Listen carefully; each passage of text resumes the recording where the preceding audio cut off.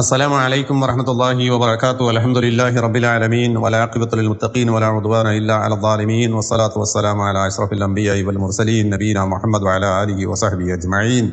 പ്രിയമുള്ള ഗ്രൂപ്പിലെ സഹോദരന്മാരെ, സുഹൃത്തുക്കളെ, നമ്മൾ വിഷയ അവതരണത്തിലേക്ക് പോവുകയാണ്. ജിന്നിനുള്ള ഇസ്തിആന, ജിന്നിനുള്ള സഹായതേട്ടം. അപ്പോൾ ഈ ജിന്നിനുള്ള സഹായതേട്ടം എന്ന് പറയുന്ന വിഷയം നമ്മൾ കൈകാര്യം ചെയ്യുമ്പോൾ അങ്ങനെ ഒരു വിഷയം നമ്മുടെ കേരളക്കരയിൽ ഉണ്ടാകാൻ, ഇങ്ങനൊരു വിവാദപരമായ വിഷയം എങ്ങനെ ഉണ്ടായി എന്നതിനെക്കുറിച്ച് അതിൻ്റെ ഒരു പശ്ചാത്തലം നമ്മൾ വിവരിക്കണം. പശ്ചാത്തലത്തിൽ നിന്ന് മാത്രമേ ഏതൊരു കാര്യത്തെയും നമുക്ക് വളരെ സ്ഥൂലമായ നിലയിൽ അത് മനസ്സിലാക്കിയെടുക്കാൻ പറ്റും. ഇപ്പോൾ വിശുദ്ധ ഖുർആനിൽ നമ്മൾ ആയത്തിന് തഫ്സീർ ചെയ്യുന്ന സമയത്ത് എന്ത് ചെയ്യും? ആ ആയത്ത് അവതരിക്കാനുണ്ടായ സാഹചര്യം എന്ത് നോക്കും. ആ സാഹചര്യത്തിൽ നിന്നുകൊണ്ട് ആ ആയത്ത് മനസ്സിലാക്കുമ്പോഴാണ് അതിൻ്റെ പൂർണ്ണാർത്ഥത്തിൽ നമുക്ക് ഉൾക്കൊള്ളാൻ പറ്റുക. ആ ദുനിയാവിൽ നടക്കുന്ന ഏതൊരു സംഭവത്തിനും അതുണ്ടാകും. അതേപോലെ ഈ ജിന്ന് വിവാദത്തിനും അതുണ്ട്. ജിന്ന് എന്ന് പറഞ്ഞാലും അള്ളാഹുവിന്റെ സൃഷ്ടിയാണ്. അള്ളാഹു സുബ്ഹാനഹു തആല മനുഷ്യനെ സൃഷ്ടിക്കുന്നതിന് മുമ്പ് മലക്കളെ സൃഷ്ടിച്ചിട്ടുണ്ട്. മനുഷ്യനെ സൃഷ്ടിക്കാൻ പോകുന്ന കാര്യം അള്ളാഹു തആല മലക്കളോട് പറഞ്ഞിട്ടുണ്ട്. അതൊക്കെ നമ്മൾ വിശുദ്ധ ഖുർആനിൽ കാണുന്നു. അപ്പോൾ മനുഷ്യനുണ്ടാകുന്നതിന് മുമ്പേ ഉണ്ടായതാണ് മലക്കുകൾ. അതേപോലെ തന്നെ ഒരു വർഗമാണ് ആര്? ജിന്നുകൾ. ജിന്നുകൾ എന്ന് പറഞ്ഞാൽ ശൈത്താന്മാർ. ശൈത്താൻ കാലമില്ല ജിന്നീനാ. ശൈത്താന്മാർ ജിന്ന് വർഗത്തിൽപ്പെട്ടവനാണ്. അപ്പോൾ ജിന്ന് വർഗത്തിൽപ്പെട്ടവരും ഉണ്ട്. ആദം നബി അലൈഹി സ്വലാത്തു വസ്സലാമിനെ സ്വർഗത്തിൽ നിന്ന് വഴിതെറ്റിച്ചവരാണ് ജിന്ന് വർഗത്തിൽപ്പെട്ട ശൈത്താനാണ്. അപ്പൊ അന്നേ മൂപ്പരുണ്ട്. മനുഷ്യനോടൊപ്പം തന്നെ ആരുണ്ട്? ശൈത്താന്മാരും ഉണ്ട്. ഇങ്ങനെയുള്ള രണ്ട് സൃഷ്ടികൾ അല്ലെങ്കിൽ ജിന്നുകൾ എന്ന് പറയുന്ന സൃഷ്ടികൾ ഇപ്പൊ എങ്ങനെയാണ് ഒരു വിവാദമായത്? മുജാഹിദ് പ്രസ്ഥാനത്തിനിടയിൽ എങ്ങനെ 2002 മുതൽ ഇതൊരു വിവാദമായത്? അതുവരെ എന്തുകൊണ്ട് വിവാദമായില്ല? അതിനു മുമ്പ് ഇത് ചർച്ച ചെയ്യപ്പെട്ടിട്ടുണ്ട്. ജിന്നിനെ കുറിച്ച് ചർച്ച ചെയ്തിട്ടുണ്ട്, മലക്കിനെ കുറിച്ച് ചർച്ച ചെയ്തിട്ടുണ്ട്, ഒക്കെ ഉണ്ടായിട്ടുണ്ട്. വലിയ വലിയ പ്രധാനികളായ ആളുകൾ ഇത് ചർച്ചയാക്കിയിട്ടുണ്ട്. പക്ഷെ അന്നൊന്നും വിവാദം ഉണ്ടായിട്ടില്ല എന്ന് പറഞ്ഞുകൂടാ. ഇപ്പോ ഡോക്ടർ ഉസ്മാൻ സാഹിബ്, അദ്ദേഹം ദീർഘകാലം കേരള നേതൃത്വ മുജാഹിദിന്റെ പ്രസിഡന്റ് പദവി അലങ്കരിച്ച ആളാണ്.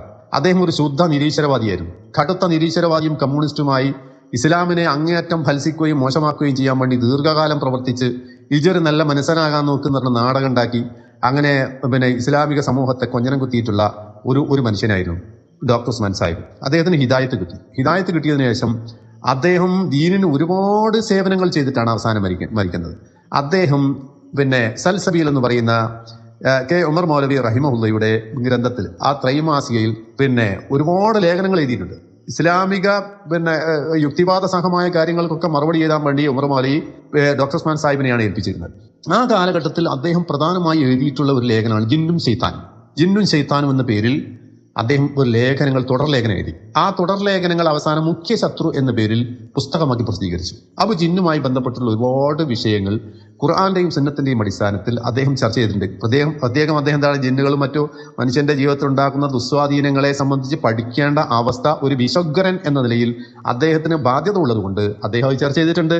അന്നൊന്നും ഇവിടെ എന്തായില്ല, അന്ധവിശ്വാസം പ്രചരിപ്പിച്ചു എന്ന് ആരും പറഞ്ഞിട്ടില്ല.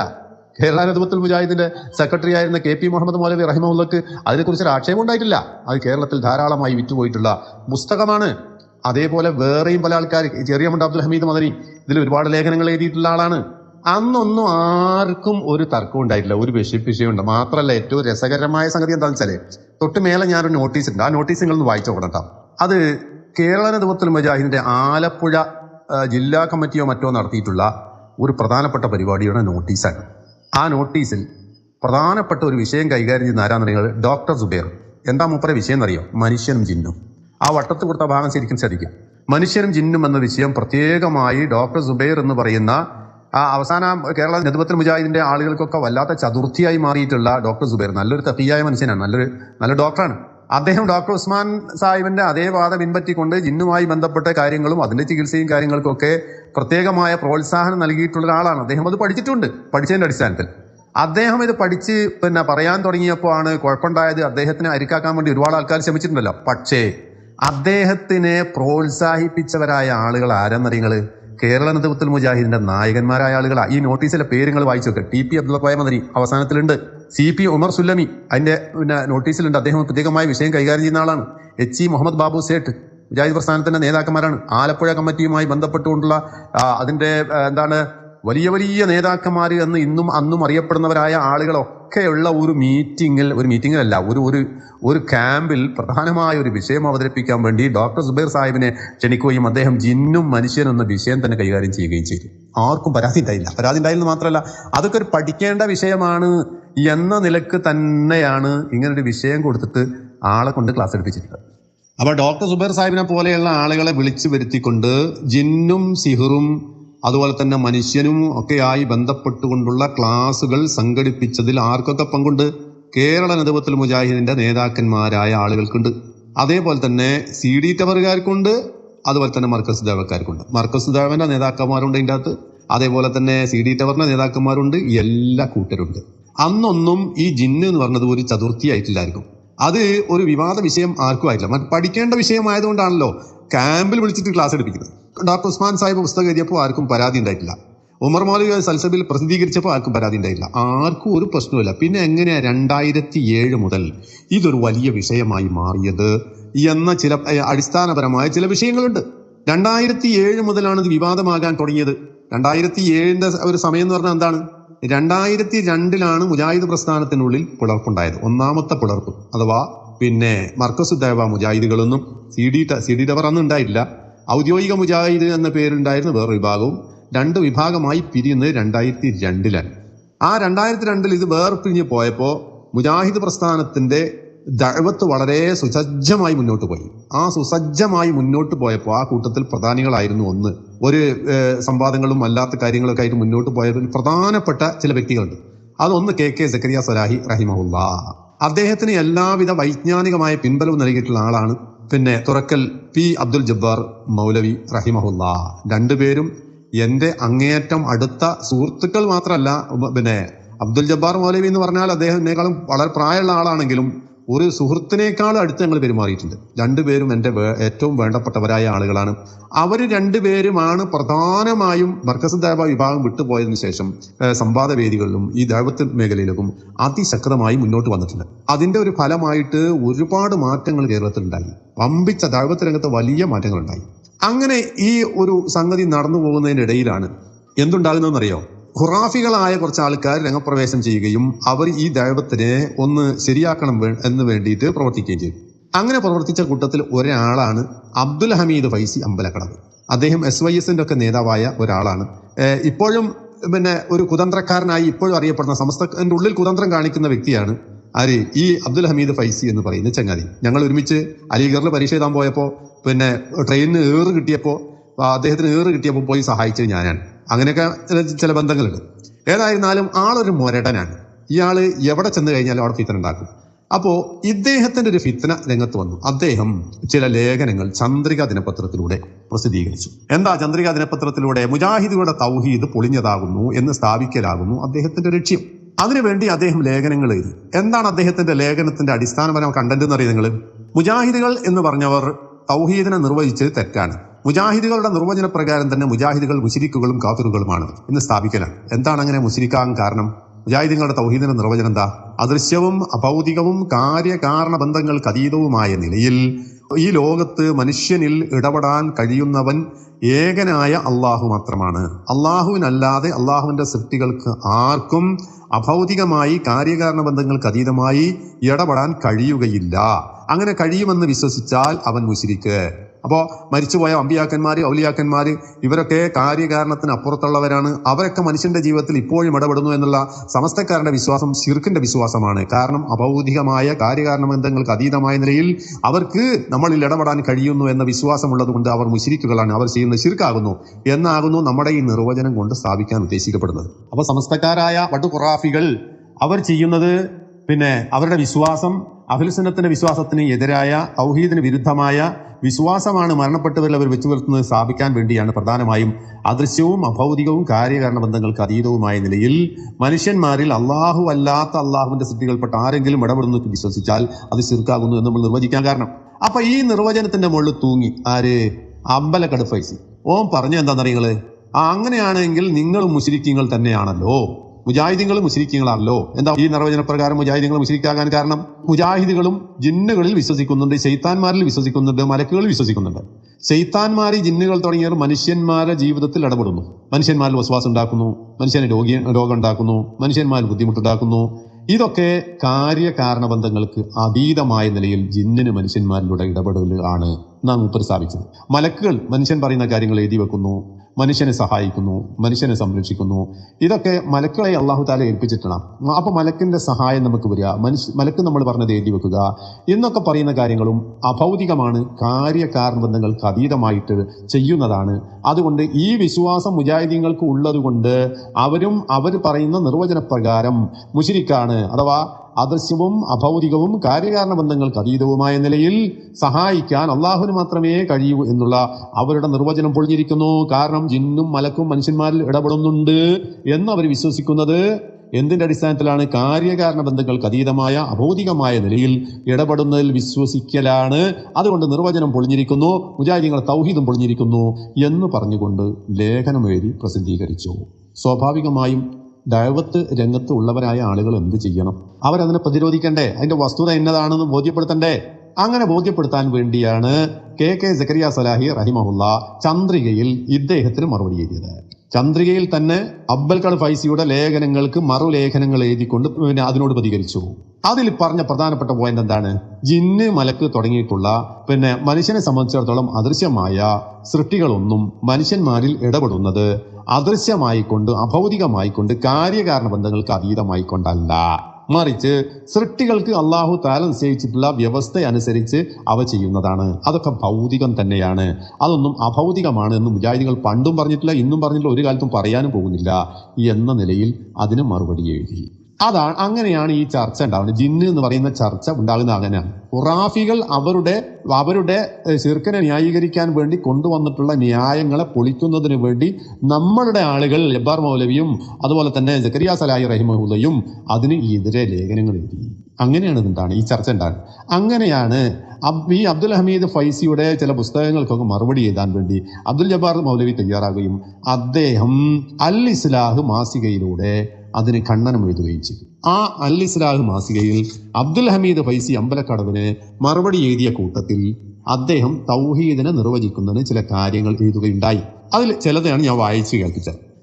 2007 ഏപ്രിൽ മാസത്തിലെ ഇസ്ലാഹിലെ ഒരു വരിയാണ്. അബ്ദുൽ ജബ്ബാർ മൗലവി ഇങ്ങനെ എഴുതി: പകൽ വെളിച്ചത്തിൽ വിജനമായ മരുഭൂമിയിലൂടെ നടന്നു നീങ്ങുന്ന ഒരാൾ പരിസരത്ത് ആരെയും കാണുന്നില്ല. അവിടെ എന്റെ ശബ്ദം കേൾക്കുന്ന ആരെങ്കിലും മനുഷ്യൻ മലക്ക് ജിന്ന് എന്നിങ്ങനെ എന്നെ ആരെങ്കിലും എന്ന് പറഞ്ഞാൽ ഉദ്ദേശം അതാണ്. മനുഷ്യൻ ജിന്ന് മലക്ക് ആരെങ്കിലും എന്നെ സഹായിക്കട്ടെ എന്ന് വിചാരിച്ചിട്ട് എന്നെ സഹായിക്കട്ടെ എന്ന് നനച്ച് പടപ്പുകളെ എന്നെ ഒന്ന് സഹായിക്കണേ, എനിക്ക് ഒരു വഴി കാണിച്ചു തരണേ എന്ന് ഉച്ചത്തിൽ വിളിച്ചു പറയുകയാണെങ്കിൽ അഭൗതിക മാർഗത്തിലുള്ള സഹായതേട്ടം അതിലില്ല.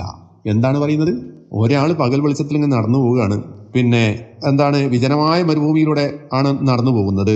പരിസരത്തൊന്നും ആരെയും കാണുന്നില്ല. അപ്പോൾ അവിടെ എവിടെയെങ്കിലും ആരെങ്കിലും ഉണ്ട്, മനുഷ്യനോ ജിന്നോ മലക്കോ ആരെങ്കിലും ശബ്ദം കേൾക്കുന്ന ആരെങ്കിലും ആകട്ടെ, എന്നെ ഒന്ന് സഹായിക്കട്ടെ എന്ന് വിചാരിച്ച പട്ടുകളെ എന്നെ ഒന്ന് സഹായിക്കണേ എന്ന് വിളിച്ചു പറഞ്ഞാൽ അതിലെന്തില്ല? ഉച്ചത്തിൽ വിളിച്ചു പറയുകയാണെങ്കിൽ അഭൗതിക മാർഗത്തിലുള്ള സഹായതേട്ടം അതിലില്ല, അതൊരു അഭൗതികമായ തേട്ടമല്ല എന്നാണ് അദ്ദേഹം എഴുതിയത്. ഇതിന്റെ മുകളിൽ പിടിച്ചു തൂങ്ങി. അതേപോലെ തന്നെ അതേ ലേഖനത്തിൽ തന്നെ വേറൊരു സെന്റൻസ് എന്താണെന്നറിയോ? രാത്രിയുടെ ഇരുളിൽ തപ്പിത്തറിഞ്ഞ ഒരാൾ ഇങ്ങനെ നടന്നു പോവുകയാണ്. അങ്ങനെ വെളിച്ചമില്ലാതെ നടന്നു പോകുന്ന സമയത്ത് തൊട്ടടുത്ത് നിന്ന് അയാൾ നടന്നു പോകുന്നതിന് തൊട്ടടുത്ത് നിന്ന് ഒരു അശരീരി കേൾക്കുന്നു. ആരാന്നറിയില്ല, മനുഷ്യന്മാരൊന്നുമല്ല. ആ ശബ്ദത്തിന്റെ ഉടമ ഒരു ജിന്നാണെന്ന് കരുതി ഒരു വെളിച്ചം തന്ന് സഹായിക്കാമോ എന്ന് അയാളോട് ആ ശബ്ദത്തിന്റെ ഉടമയോട് ഒരാൾ ആവശ്യപ്പെട്ടാൽ അതിൽ എന്തില്ല? അത് കാര്യകാരണ ബന്ധത്തിന് അതീതമായ അഭൗതികമായ ഒരു തേട്ടമല്ല, അതുകൊണ്ട് അത് പ്രാർത്ഥനയുമല്ല എന്ന് അദ്ദേഹം എഴുതി. ഇതൊക്കെ എഴുതാനുള്ള കാരണം എന്താണെന്ന് വെച്ചാൽ സമസ്തക്കാരായ ആളുകൾ പ്രാർത്ഥന അല്ലാത്ത കാര്യങ്ങളെ പ്രാർത്ഥനയാക്കി അവതരിപ്പിക്കുകയാണ്. ജിന്നിന്റെയും മലക്കിന്റെയൊക്കെ ഇടപെടലുകൾ അഭൗതികവും കാര്യകാരണ ബന്ധങ്ങൾക്ക് അതീതവുമാണ് എന്ന് സ്ഥാപിക്കാൻ വേണ്ടി അവർ ശ്രമിക്കുമ്പോൾ അങ്ങനെയല്ല എന്ന് ബോധ്യപ്പെടുത്തി കൊടുക്കാൻ വേണ്ടി ജബ്ബാർ മൗലവി എഴുതിയിട്ടുള്ള ലേഖനമാകുന്നു ഇത്. ഈ ലേഖനം ഒരിക്കലും ജിന്നിനോട് പ്രാർത്ഥിക്കാമെന്നോ ജിന്നിനോട് പ്രാർത്ഥിച്ചാൽ ശിർക്കാവുകയില്ല എന്നോ ജിന്നിനോട് എന്തും ചോദിക്കാമെന്നോ ഒന്നും സ്ഥാപിക്കൽ ഉദ്ദേശമല്ല. ഇത് വായിച്ചാൽ ആർക്കും മനസ്സിലാവും അങ്ങനെ എന്തെങ്കിലും സ്ഥാപിക്കണം എന്ന ഉദ്ദേശത്തിൽ അദ്ദേഹം പറഞ്ഞതല്ല. പിന്നെ എന്താണ് അദ്ദേഹം ഇത് പറയാൻ കാരണം? പറഞ്ഞത് എന്താണ്? ഒരു തേട്ടം പ്രാർത്ഥനയാകുന്നത് ആരാധനയാകുന്നത് എപ്പോഴല്ല. ഇത് സ്ഥാപിക്കലാണ് അദ്ദേഹത്തിന്റെ ഉദ്ദേശം. ഇനി അതിന് പ്രത്യേകമായ ഒരു ഇങ്ങനെ പറയാനുള്ള പ്രത്യേകമായ ഒരു സാഹചര്യം കൂടി ഉണ്ട്. ആ സാഹചര്യം കൂടി പറയുമ്പോൾ മാത്രമേ ഇതങ്ങോട്ട് ശരിയാവും. അതായത് 2010 സമയത്ത്, അതായത് 2002 പിളർപ്പുണ്ടായത്. 2002, 2010 11 ആ സമയമൊക്കെ ആകുമ്പോഴേക്ക് എന്തുണ്ട്, പിന്നെ അതിന്റെ മുമ്പുള്ള ഒരുപാട് സംവാദങ്ങൾ നടന്നു പോയിട്ടുണ്ട്, ഒരുപാട് മുഖാമുഖങ്ങൾ നടന്നു പോയിട്ടുണ്ട്. കേരളത്തിൽ മുഴുവനും മുഖാമുഖങ്ങൾ നടന്നിട്ടുണ്ട്. ആ മുഖാമുഖങ്ങൾക്കൊക്കെ നേതൃത്വം വഹിച്ചതിൽ പ്രധാനപ്പെട്ട ഒരാളാണ് അബ്ദുറഹ്മാൻ സലഫി. ബഹുമാന്യനായ എൻ്റെ ഒരു ഗുരുനാഥനാണ്, ബഹുമാന്യനാണ്, വളരെ ആഴമുള്ള പാണ്ഡിത്യമുള്ള നല്ല ഒരു വ്യക്തിത്വത്തിന്റെ ഉടമയാണ്. പക്ഷേ അദ്ദേഹത്തിന് പിന്നെ അവസാന നിമിഷത്തിൽ ഈ ശൈത്താനിയത്ത് കയറി, സംഘടനാപരമായ ഭക്തി കയറിയതുകൊണ്ട് ഒരുപാട് അനാവശ്യങ്ങൾ അദ്ദേഹം ചെയ്തു പോയി എന്നുള്ളൊരു ശരിയാണ്. അതിനോട് അദ്ദേഹം യോജിക്കുന്നില്ല. പക്ഷേ അദ്ദേഹം നല്ല വ്യക്തിബന്ധവും സൗഹൃദ ബന്ധവും ഇപ്പോൾ കാത്തു സൂക്ഷിക്കൊണ്ട് ഞാൻ അദ്ദേഹത്തെ അങ്ങേയറ്റം ആദരിക്കുന്ന ഒരു വ്യക്തിയാണ്. മുജാഹിദ് പ്രസ്ഥാനത്തിന്റെ കൂട്ടത്തിൽ ആദരിക്കപ്പെടുന്ന വ്യക്തികളിൽ ഒരാളാണ് അദ്ദേഹം. എന്റെ മനസ്സുകൊണ്ട് ആദരിക്കുന്ന വ്യക്തിയാണ്. അദ്ദേഹത്തെ പോലെയുള്ള കുറച്ച് ആളുകളാണ്, പണ്ഡിതന്മാരാണ് ഈ മുഖാമുഖങ്ങൾക്കൊക്കെ നേതൃത്വം കൊടുത്തത്. അങ്ങനെ കോഴിക്കോട്ട് ടാഗോർ സെന്റിനറി ഹാളിൽ വെച്ചിട്ട് ഒരു മുഖാമുഖം നടത്തുകയുണ്ടായി. ആ മുഖാമുഖത്തിൽ കൈകാര്യം ചെയ്ത് ഉത്തരം പറഞ്ഞൊക്കെ ബഹുമാന്യനായ അബ്ദുറഹ്മാൻ സലഫിയാണ്. ആ കൂട്ടത്തിൽ ആരുണ്ട്? അബ്ദുൽ ജബ്ബാർ മൗലവിയും ഉണ്ട്. ഇതൊക്കെ കേൾക്കാനും കാണാനും പോകുന്ന അദ്ദേഹത്തിന് വലിയൊരു ഹരാണ്, വലിയ രസകരമായ ഒരു സംഗതിയായിട്ട് അദ്ദേഹം അത് കാണാറുള്ളത്. അങ്ങനെ ഈ ഇതിനു വേണ്ടി, മുഖാമുഖത്തിന് വേണ്ടി പോയപ്പോൾ അവിടെ ഒരു മുസ്ലിയാർ ചോദിക്കാനുണ്ട്. ആ മുസ്ലിയാരുടെ പേരെന്താണെന്നറിയോ? പിന്നെ അബ്ദുൽ റഷീദ് സഖാഫി കുറ്റ്യാടി. മൂപ്പര് കുപ്പായൊക്കെ ഇട്ട് പാൻ്റൊക്കെ ഇട്ട് വന്നിട്ട് പിന്നെ എല്ലാ മുഖാമുഖവും കുളം കലക്കാൻ വേണ്ടി വരുന്ന കുറച്ച് ആൾക്കാരുണ്ട്, കുറച്ച് അട്ടമ്പികളുണ്ട് അവരുടെ കൂട്ടത്തിൽ. ആ കൂട്ടത്തിൽ ഒരുത്തനായിരുന്നു ഇവന് വളരെ പ്രസക്തമായ ഒരു ചോദ്യം ചോദിച്ചു. എന്താണ് ചോദ്യം എന്നറിയാം? പിന്നെ സലഫി പണ്ഡിതന്മാരിൽ അഗ്രഗണ്യനായ ഒരാളാണ് ആര്? ഇമാം ഷൗക്കാനി. അദ്ദേഹം ഒരുപാട് രചനകൾ നടത്തിയിട്ടുള്ള, വലിയ വിഖ്യാതമായ ഗ്രന്ഥരചന നടത്തിയിട്ടുള്ള, തൗഹീദിന് വേണ്ടിയിട്ട് ഒരുപാട് പ്രയത്നിച്ചിട്ടുള്ള ഒരു വലിയ വ്യക്തിയാണ്. അദ്ദേഹത്തിന്റെ കിതാബുണ്ട്, തുഹ്ഫത്തുൽ ദാക്കിരീൻ എന്നാണ് ആ കിതാബിന്റെ പേര്. ആ തുഹ്ഫത്തുൽ ദാക്കിരീനിൽ ചില വാചകങ്ങൾ നമ്മുടെ അബ്ദുൾ റഷീദ് സഖാഫി എടുത്തിട്ട് പറഞ്ഞു. എന്താണ്? യാ ഇബാദുല്ലാഹി അഈനൂനി തുടങ്ങിയിട്ടുള്ള ചില ഹദീസുകൾ പിന്നെ ഈ കേരളത്തിലെ സഖാഫികൾ, പിന്നെ കേരളത്തിലെ സമസ്തക്കാരും ലോകത്തെ സൂഫികളും ഒക്കെ എടുത്ത് ഉദ്ധരിച്ചിട്ട് അള്ളാഹു അല്ലാത്തവരോട് പ്രാർത്ഥിക്കാൻ തെളിവാക്കാറുണ്ട്. അതിനെ നിരൂപണം ചെയ്യുന്നതിനിടയിൽ ഇമാം ഷൗക്കാനി പറഞ്ഞിട്ടുള്ള ചില വാചകങ്ങൾ ആരെടുത്തെടുത്തു? നമ്മുടെ ഈ സഖാഫി എടുത്തു ഉദ്ധരിച്ചു. അപ്പോ ആ കിതാബിലുള്ള ചില ഹദീസുകളെ നിരൂപണമൊക്കെ ചെയ്തിട്ടുണ്ട് അദ്ദേഹം സംസാരിക്കുന്നത്. യാ ഇബാദുല്ലാഹി അഈനൂനി, യാ ഇബാദുല്ലാഹി അഗീസൂനി, ഇങ്ങനെയൊക്കെയുള്ള ചില ഹദീസുകളുണ്ടല്ലോ. ഇത്തരം ഹദീസുകളൊക്കെ ഇവര് മരണപ്പെട്ടവരോട് പിന്നെ തേടാനുള്ള തെളിവാക്കി അവതരിപ്പിക്കാറുണ്ട്. അപ്പോൾ അതിന്റെ നിജസ്ഥിതികൾ, ഹദീസിന്റെ ന്യായാന്യായങ്ങളും അതിന്റെ ബലാബലങ്ങളും ഒക്കെ ചർച്ച ചെയ്യുന്ന കൂട്ടത്തിൽ ഇമാം ഷൗക്കാനിയുടെ വാചകം. എന്താ വാചകം? അലാ ഫർലി സിഹത്തിൽ ഹദീസ്. ആ ഹദീസ് സഹീഹാണെന്ന് സങ്കല്പിച്ചാൽ, അങ്ങനെ സങ്കല്പിക്കുകയാണെങ്കിൽ യജൂസുൽ ഇസ്തിആനത്തു ബിൽ ജിന്നി ഫീമാ യഖ്ദിറു അലൈഹി. അങ്ങനെ ഒരു വാചകം. അതല്ലെങ്കിൽ അതിന് സമാനമായ മറ്റൊരു വാചകം. അതായത് ജിന്നുകളോട് സഹായം ചോദിക്കുക എന്നത് ജായിസാകും. ഫീമാ യഖ്ദിറു അലൈഹി, ആ ജിന്നുകൾക്ക് കഴിയുന്ന ഒരു കാര്യത്തിൽ ജിന്നുകളോട് സഹായം ചോദിക്കുക എന്നുള്ളത് ജായിസായ കാര്യമാകും എന്ന ഒരു വാചകം തുഹ്ഫത്തുൽ ദാക്കിരീനിൽ നിന്നും ഉദ്ധരിച്ചുകൊണ്ട് ഇമാം ഷൗക്കാനിയുടെ ഈ വാചകം ഉദ്ധരിച്ചുകൊണ്ട് ചോദ്യം ചോദിക്കാൻ. അപ്പൊ ജിന്നുകളോട് സഹായം ചോദിച്ചാൽ ശിർക്കാവുകയില്ല, അത് അനുവദനീയമായ കാര്യമാണ് എന്ന നിലക്കുള്ള ഈ സംസാരത്തിനുള്ള ആ ചോദ്യത്തിന് വ്യക്തമായ മറുപടി പറയാൻ ആ സമയത്ത് നമ്മുടെ കൂട്ടത്തിൽപ്പെട്ട ചില ആൾക്കാർക്ക് കഴിഞ്ഞില്ല. അതൊരു പുതിയ സംഭവമാണ്, അത് ശ്രദ്ധയിൽപ്പെടാത്തൊരു സംഗതി ആയതുകൊണ്ട് അതിന് മറുപടി പറയാൻ കഴിഞ്ഞില്ല. അബ്ദുൽ ജബ്ബാർ മൗലവി റഹിമഹുല്ലാ, അദ്ദേഹത്തിന്റെ മനസ്സിൽ ഇത് വല്ലാത്ത സ്വാധീനം ചെലുത്തി. അദ്ദേഹവുമായുള്ള ബന്ധത്തിന്റെ അടിസ്ഥാനത്തിൽ ഞാനിത് പറയുന്നത്. ഇത് എന്താണ് സംഭവം? അതിനൊരു മറുപടി പറയേണ്ടതുണ്ടല്ലോ, അത് മറുപടി പറയേണ്ട സംഭവമാണല്ലോ, ഇനിയും ഇത് ആവർത്തിക്കപ്പെടുമല്ലോ എന്നുള്ള നിലക്ക് അദ്ദേഹത്തിന്റെ ആലോചനയിൽ നിന്നും അദ്ദേഹം അത് സംബന്ധമായി നടത്തിയിട്ടുള്ള ഗവേഷണങ്ങളുടെ അടിസ്ഥാനത്തിലൊക്കെയാണ് ഈ വാചകം അദ്ദേഹം എഴുതിയിട്ടുള്ളത്. എന്ത് വാചകം? രാത്രിയുടെ ഇരുളിൽ തപ്പിത്തടഞ്ഞ് നടക്കുന്ന ഒരാള് വെളിച്ചല്ലാതെ ബുദ്ധിമുട്ടായി നടക്കുന്ന സമയത്ത് ഒരു വെളിച്ചം കിട്ടിയാൽ തിരക്കുകളിലാന്ന് അഭിപ്രായമുണ്ട്. അങ്ങനെ നടന്നു പോകുമ്പോഴാണ് തൊട്ടടുത്ത സ്ഥലത്ത് നിന്ന് ഒരു ശബ്ദം കേൾക്കുന്നത്. ശബ്ദത്തിന്റെ ആളാരാന്നറിയില്ല, ഒരു ജിന്നാണെന്ന് കരുതി ആ ശബ്ദത്തിന്റെ ആൾ ഒരു ജിന്നാണെന്ന് വിചാരിച്ചിട്ട് എൻ്റെ കയ്യിൽ വല്ല വെളിച്ചമുണ്ടോ, ഒന്ന് സഹായിക്കാമോ എന്ന് ചോദിച്ചാൽ അതിലെന്തില്ല? പ്രാർത്ഥന ഇല്ല. അതിനെക്കുറിച്ച് പ്രാർത്ഥന എന്ന് പറയാൻ പറ്റൂല. പ്രാർത്ഥന ആകണം എന്ത് വേണം? അഭൗതികവും കാര്യകാരണ ബന്ധങ്ങൾക്ക് അതീതവുമായ നിലയിലുള്ള തേട്ടം ഉണ്ടാകണം. അപ്പോൾ മാത്രമേ അത് പ്രാർത്ഥനയാകൂ. ഇപ്പൊ ജിന്നാണെന്ന് വിചാരിച്ച് ജിന്നോട് എന്തെങ്കിലും ചോദിച്ചതുകൊണ്ട് അത് പ്രാർത്ഥനയാകുന്ന പ്രശ്നമല്ല. അതായത് തൊട്ടടുത്തുള്ള തന്റെ സാന്നിധ്യത്തിലുള്ള ഒരാളാണ്, അത് ജിന്നായാലും ശരി മലക്കാണെങ്കിലും ശരി, ആ ഒരു വെളിച്ചം തന്ന് സഹായിക്കാന്ന് വെച്ചാൽ അത് പ്രാർത്ഥനയല്ല. മനുഷ്യന്മാർക്ക് കഴിയാത്ത, സ്ത്രീകൾക്ക് കഴിയാത്തൊരു കാര്യം ചോദിക്കലല്ല, അതുകൊണ്ട് പ്രാർത്ഥനയല്ല, ആരാധനയല്ല എന്ന് മാത്രമാണ് അദ്ദേഹം അവിടെ എഴുതിയിട്ടുള്ളത്. അത് എഴുതാനുള്ള കാരണങ്ങളും പശ്ചാത്തലങ്ങളും ഒക്കെ ഞാൻ ഈ പറഞ്ഞതാണ്. ഇത് വെച്ചുകൊണ്ട് കളിക്കാൻ തുടങ്ങി കുറച്ച് ആൾക്കാര്. ഇവരുടെ ഉദ്ദേശം എന്താണ്? ഇതൊരു വലിയ ഗൗരവപ്പെട്ട വിഷയമാക്കി, എന്ത് ജിന്നിനോട് പ്രാർത്ഥിച്ചാൽ ശിർക്കാവുകയില്ല എന്ന് അബ്ദുൽ ജബ്ബാർ മൗലവി എഴുതിയിരിക്കുന്നു എന്ന് പറഞ്ഞിട്ട് വിപ്ലവം ഉണ്ടാക്കാൻ തുടങ്ങി. ഇതാണ് മർമ്മം, മനസ്സിലായില്ലേ? ഇങ്ങനെ ജിന്ന് വിവാദം എന്നൊരു സംഗതി ഉണ്ടാകാനുള്ള അതിന്റെ മർമ്മപ്രധാനമായ വിഷയം അതിന്റെ ചരിത്ര പശ്ചാത്തലത്തിൽ നിന്നുകൊണ്ടാണ് ഞാൻ പറയുന്നത്. ഇതൊക്കെ ഞാൻ അനുഭവിച്ചതാണ്. ഞാനുമായി നേരിട്ട് ബന്ധമുള്ള വിഷയങ്ങളാണ് ഞാൻ ഈ പറയുന്ന എന്റെ അനുഭവത്തിൽ ബോധ്യപ്പെട്ടുള്ള കാര്യങ്ങൾ മാത്രം സംസാരിക്കുന്നത്, അതിന്റെ ചരിത്രപരമായ പശ്ചാത്തലം. ഇങ്ങനെ അതുണ്ടായി. 2007 മുതൽ കുറെ ആൾക്കാർ അതിന് വേണ്ടിയിട്ട് ചട്ടം കെട്ടി എഴുന്നേറ്റ് വന്നു, ഭയങ്കരമായ ബഹളം ഉണ്ടാക്കി, അബ്ദുൽ ജബ്ബാർ മൗലവിയെ ഒറ്റപ്പെടുത്തി. അബ്ദുൽ ജബ്ബാർ മൗലവിയെ ഒറ്റപ്പെടുത്തലല്ല ഉദ്ദേശം. അതായത് മുജാഹിദ് പ്രസ്ഥാനത്തിന്റെ ഉള്ളിൽ അതുവരെ ഇല്ലാത്ത ഒരു നവോത്ഥാനത്തിന്റെ പുതിയ ഉന്മേഷം ഉണ്ടായി. സക്കരിയ സലാഹിയുടെയും അതുപോലെ തന്നെ നമ്മൾ ഈ പറയുന്ന അബ്ദുൽ ജബ്ബാർ മൗലവിയുടെയും നേതൃത്വത്തിലുള്ള ഒരുപാട് സംവാദങ്ങൾ, അവിടെ സംവാദം, ഇവിടെ സംവാദം, കുന്നത്തേരി സംവാദം, അതുപോലെ തന്നെ മണ്ണാർക്കാട് സംവാദം, ഇങ്ങനെയുള്ള സംവാദങ്ങളിലൂടെയുള്ള ഒരു തേരോട്ടം ആണ്. അതായത് മുസ്ലിയാക്കന്മാരുടെ പട പത്തി മടക്കി തകർന്ന് തരിപ്പണമാകുന്ന ഒരവസ്ഥ ഉണ്ടായപ്പോൾ അതിന്റെ ഒരു ക്രെഡിറ്റ് മുജാഹിദ് പ്രസ്ഥാനത്തിന്റെ നിലവിലുള്ള ആൾക്കാരിൽ നിന്ന് പോവുകയാണ് എന്ന ഒരു ചിന്ത കുറച്ച് ആൾക്കാരെ ഭരിക്കാൻ തുടങ്ങി. അങ്ങനെ ജബ്ബാർ മൗലവി, സക്കരിയ സലാഹി തുടങ്ങിയിട്ടുള്ള ഇതിന് നേതൃത്വം കൊടുത്തവരായ ആളുകളെ പ്രസ്ഥാനത്തിൽ നിന്നും അകറ്റാൻ വേണ്ടിയുള്ള ചില അണിയറ നീക്കങ്ങൾ ഇതിന്റെ ഉള്ളിൽ നടക്കാൻ തുടങ്ങി. അതിന്റെ ഫലമായിട്ടാണ് ഈ 2007 ഈ ലേഖനങ്ങൾ കുത്തിപ്പൊക്കി പ്രശ്നമുണ്ടാക്കാൻ കുറച്ച് ആൾക്കാരും അതിനുവേണ്ടി തയ്യാറായത്. ആ കാലം വരേക്കും ജബ്ബാർ മൗലവിയുടെ ഇടത്തും വലത്തും നിന്നവരായ ആളുകളാണ് ആര്? അനീഫ് കായക്കൊടിയും നമ്മളെ അനസ് മുസ്ലിയാരും. രണ്ടാളും ഇടത്തും വലത്തും കുത്തിരുന്നിട്ട് കിതാബ് വായിച്ച് പഠിച്ചവരാണ്. അവരെല്ലാം ഒരുമിച്ചാണ് അതൊക്കെ. അതായത് മണ്ണാർക്കാട് സംവാദത്തിനൊക്കെ പോയ സമയത്ത് അനീഫ് കായക്കൊടിയൊക്കെ തിളക്കം എന്താണ്? വല്ലാത്തൊരു തിളക്കാണ്. നല്ല തിളങ്ങിയ സംസാരം. സക്കരിയ സലാഹിയുടെ അങ്ങേയറ്റം ആ ഇൽമിന്റെ പ്രഭയിൽ നിന്നുകൊണ്ടുള്ള ആ മുന്നേറ്റം, അങ്ങനെ ഒരു അട്ടഹാസം. ഖുറാഫികൾ ഇവിടെ വാലും ചുരുട്ടിപ്പിടിച്ച് ഓടേണ്ട ഗതികേട് ഉണ്ടായ ഒരു കൂട്ടായ്മ. ആ കൂട്ടായ്മയിൽ ഫിത്തനമുണ്ടാക്കാൻ വേണ്ടി, അതായത് സക്കരിയ സലാഹിക്ക് എല്ലാ ക്രെഡിറ്റും പോവുകയാണ്, അതുകൊണ്ട് മൂപ്പരൊന്ന് ഒതുക്കണം എന്നുള്ള ദുഷ്ടമായ ചിന്ത കുറച്ച് ആൾക്കാർക്ക് ഉണ്ടായതിന്റെ ഫലമായിട്ട് ജബ്ബാർ മൗലവിയുടെ ലേഖനം പൊക്കിപ്പിടിച്ചിട്ട് പ്രചരണം ഉണ്ടായി. അതിലെല്ലാവരും പങ്കാളിയായിട്ടുണ്ട്. പല ആൾക്കാർക്കും അതിൽ വലിയ പ്രശ്നങ്ങൾ ഉണ്ടായിട്ടുണ്ട്. ജബ്ബാർ മൗലവിയുടെ ലേഖനം പിൻവലിക്കണം, അതാക്കണം, ഇതാക്കണം എന്നൊക്കെ പറഞ്ഞ് ഭയങ്കര വിപ്ലവം. ജബ്ബാർ മൗലവി ആ കാര്യത്തിൽ വളരെയധികം ഭിന്നനായി, വളരെ വിഷമത്തിലായി. അദ്ദേഹം പറഞ്ഞു, എന്നെ പറ്റി ഇതൊക്കെ പറഞ്ഞുണ്ടാക്കുന്നുണ്ട് ആളുകൾ, എനിക്ക് ആ കാര്യം കേരള ജമിയത്തുൽ ഉലമയിൽ ഒന്ന് വിശദീകരിക്കാൻ നിങ്ങളൊരു അവസരം തരണം എന്ന് പറഞ്ഞുകൊണ്ട് കേരള ജമിയത്തുൽ ഉലമയുടെ ജനറൽ സെക്രട്ടറിക്ക് അദ്ദേഹം കത്തുകൾ എഴുതി.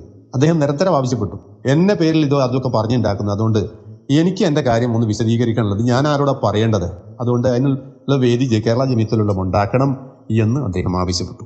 ആ ആവശ്യം പരിഗണിക്കപ്പെട്ടില്ല. എത്രത്തോളം വരെ 2007 ഉണ്ടായ ഈ ലേഖനത്തെ തുറന്നുകൊണ്ട് 2007, 8, 9, 10, 11 അത്രയും കാലം 2011 വരേക്കും ആരും എന്ത് ചെയ്തില്ല, അതിലേക്ക് ശ്രദ്ധിച്ചേയില്ല. ജബ്ബാർ മൗലവിക്ക് പറയാനുള്ള കാര്യങ്ങൾ എന്തെന്ന് പറയാനുള്ള ഒരവസരവും അദ്ദേഹത്തിന് കൊടുത്തില്ല. ഇങ്ങനെ ഈ വിഷയം മൂർച്ഛിച്ചു വന്നപ്പോൾ ഇതൊന്നും കൂടി ജനങ്ങൾക്കിടയിലേക്ക് ഇറക്കണം. അതുവരെ ജനങ്ങൾക്കിടയിൽ ഇറങ്ങിയിട്ടില്ല ഈ വിഷയം. ജിന്നിനോട് പ്രാർത്ഥിക്കാൻ പോകുന്നു എന്നുള്ള ഈ ആശയം ജനങ്ങൾക്കിടയിൽ ഇറക്കിയിട്ട് വേണം ഈ ഫിത്ന വ്യാപകമാക്കുകയും കുറച്ച് ആൾക്കാരെ നിന്ന് പുറത്താക്കുകയും ചെയ്യുക എന്നുള്ള ഗൂഢമായ പദ്ധതി അണിയറയിൽ ഒരുങ്ങി. അങ്ങനെയാണ് അവസാനമായി കേരള ജമിയത്തുൽ ഉലമയുടെ ദൗറയിൽ ഇത് ചർച്ച ചെയ്യാമെന്നുള്ള ഒരു ഗൂഢമായ അജണ്ട ആര് കൊണ്ടുവന്നറിയോ? നമ്മൾ അനീഫ് കായക്കൊടി കൊണ്ടുവന്നു. അതായത് 2011 നവംബർ മാസത്തിൽ കൂടിയിട്ടുള്ള ദൗറ എന്ന് പറഞ്ഞാൽ ഞങ്ങൾ എല്ലാവരും ഒരുമിച്ച് കൂടുന്ന ഒരു വേദിയാണ്. ദായിമാരായ ആളുകൾ, പ്രഭാഷകന്മാരായ ആളുകൾ, എഴുത്തുകാരായ ആളുകൾ എല്ലാവരും ഉദ്ദുറഹ്മാൻ സലഫിയുടെയൊക്കെ നേതൃത്വത്തിൽ, എസ് എം ഐലി തങ്ങളുടെയൊക്കെ നേതൃത്വത്തിൽ, അങ്ങനെ കേരള ജമിയത്തുൽ പ്രഗത്ഭന്മാരായ ആളുകളൊക്കെ കൂട്ടത്തിൽ ഇരുന്ന് ആധുനികമായ വിഷയങ്ങളൊക്കെ ചർച്ച ചെയ്ത് അങ്ങനെ ഒരു കാഴ്ചപ്പാടുണ്ടാക്കുന്ന വേദിയാണ് ജമിയത്തുൽ ഉലമയുടെ ദൗറ എന്ന് പറഞ്ഞാൽ. ആ ദൗറയിൽ ഇത് ചർച്ച ചെയ്യണമെന്ന് ആരാവശ്യപ്പെട്ടു? നമ്മുടെ അനീഫ് കായക്കൊടി ആവശ്യപ്പെട്ടു. 2011 നവംബർ മാസത്തിൽ കൂടിയിട്ടുള്ള ദൗറയിൽ. അങ്ങനെയാണ് 2011 ഡിസംബർ 26 ഈ വിഷയത്തിൽ ചർച്ച ചെയ്യാമെന്ന് തീരുമാനിച്ചു. ആ മീറ്റിംഗിൽ വെച്ച് ചർച്ച ചെയ്യും. ആ മീറ്റിംഗിലേക്ക് ആരെ വിളിക്കാം? അബ്ദുൽ ജബ്ബാർ മൗലവിയെയും വിളിക്കാം. അപ്പൊ ഇടക്കാലത്ത് അദ്ദേഹം ഈ ദൗറയിലും പങ്കെടുക്കാതായി. മുമ്പർക്ക് വലിയ മാനസികമായ ചടപ്പ് വന്നതുകൊണ്ട് അദ്ദേഹം ദൗറയിൽ പങ്കെടുക്കണ്ട എന്ന് തീരുമാനിച്ചു. അങ്ങനെ കുറെ ദൗറയിലൊന്നും അദ്ദേഹം പങ്കെടുത്തില്ല. ഈ പറയുന്ന ദൗറയിൽ അദ്ദേഹവും പങ്കെടുത്തു. ഏത് ദൗറയിൽ? 2011 ഡിസംബർ 26 പുളിക്കൽ ജാമിയ സലഫിയിൽ കൂടിയിട്ടുള്ള ദൗറയിൽ അദ്ദേഹവും പങ്കെടുത്തു. അങ്ങനെ എല്ലാവരും ഇരുന്ന് ചർച്ച തുടങ്ങി. അപ്പോൾ ഇവിടെ ഉദ്ദേശം എന്താ വെച്ചാൽ ജബ്ബാർ മൗലവി എന്ന് പറയുന്ന മഹാമനുഷ്യനെ ശരിക്കൊന്നും അവിടെ പൊളിച്ചടക്കണം, തകർക്കണം. എന്നിട്ട് ജിന്നിനോട് പ്രാർത്ഥിക്കാൻ വേണ്ടി നിർദ്ദേശം നൽകുകയും അതിനുവേണ്ടി ലേഖനം എഴുതിയവനുമാണ് എന്ന് ഉള്ള ഒരു അപഖ്യാതി പുറത്ത് പ്രചരിപ്പിക്കാൻ വേണ്ടി ഉള്ള ഒരു നീക്കത്തിന്റെ ഭാഗമായിട്ടാണ് ഇത് ചർച്ചക്കെടുക്കണമെന്നുള്ള ആ കാഴ്ചപ്പാട് തന്നെ അനീഫ് കായക്കൊടിക്ക് ഉണ്ടായത്. അത് അദ്ദേഹത്തിന്റെ വാക്കല്ല, ഗൂഢാലോചന ഫലമായിട്ട് ഉണ്ടായതാണ്.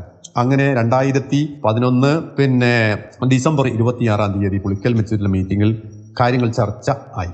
അപ്പോൾ ജബ്ബാർ മൗലവിക്ക് അദ്ദേഹത്തിന് പറയാനുള്ള കാര്യങ്ങൾ വിശദീകരിക്കട്ടെ എന്ന് ജമിയത്തിന്റെ ജനറൽ സെക്രട്ടറിയായ എം മുഹമ്മദ് മദനി ആവശ്യപ്പെടുകയും അദ്ദേഹത്തിന് പറയാനുള്ള കാര്യങ്ങൾ, ആ ലേഖനം എഴുതാനുണ്ടായ പശ്ചാത്തലം എന്താണ്, കാരണങ്ങൾ എന്താണ്, കാര്യങ്ങൾ എന്താണ്, ഇതൊക്കെ അദ്ദേഹം വിശദീകരിച്ചു. എന്ന് അദ്ദേഹം പ്രത്യേകം പറഞ്ഞു, ജിന്നിനോട് തേടണമെന്നോ തേടേണ്ടതാണ് എന്നോ ഒന്നും ഞാൻ എൻ്റെ ലേഖനത്തിൽ പറഞ്ഞിട്ടില്ല. അത് തേടാമെന്നോ തേടേണ്ടതാണ് എന്നോ പറയാൻ വേണ്ടി ഞാൻ ലേഖനം എഴുതിയിട്ടുമില്ല. എൻ്റെ ഉദ്ദേശം ഇതാണ്. എന്താണ് ഉദ്ദേശം? ഒരു തേട്ടം എപ്പോഴാണ് പ്രാർത്ഥനയാകുന്നത്? തേട്ടം ആരോടാണ് നോക്കിയിട്ടില്ല, ജിന്നാണോ ഇൻസാണോ എന്ന് നോക്കിയിട്ടില്ല തേട്ടം പ്രാർത്ഥനയാകുന്നത്. തേട്ടം പ്രാർത്ഥനയാകണം, ആരാധനയാകണമെങ്കിൽ എന്ത് വേണം? അഭൗതികവും കാര്യകാരണ ബന്ധങ്ങൾക്ക് അതീതവും ആയ നിലയിൽ സഹായിക്കാൻ കെൽപ്പുള്ളവനാണ് എന്ന വിചാരത്തിൽ ചോദിക്കണം. ആ ചോദ്യം ആരോടേ ഉള്ളൂ? അള്ളാഹിനോട് മാത്രമേ ചോദിച്ചിട്ട് കാര്യമുള്ളൂ. അള്ളാഹുവിന്റെ സൃഷ്ടികളെ പറ്റി അങ്ങനെ വിശ്വസിക്കാൻ പാടില്ല, ആ നിലക്ക് സഹായിക്കുമെന്ന് കരുതാനും പാടില്ല. അങ്ങനെ കരുതിയാൽ എന്തായി? അത് ശിർക്കായി.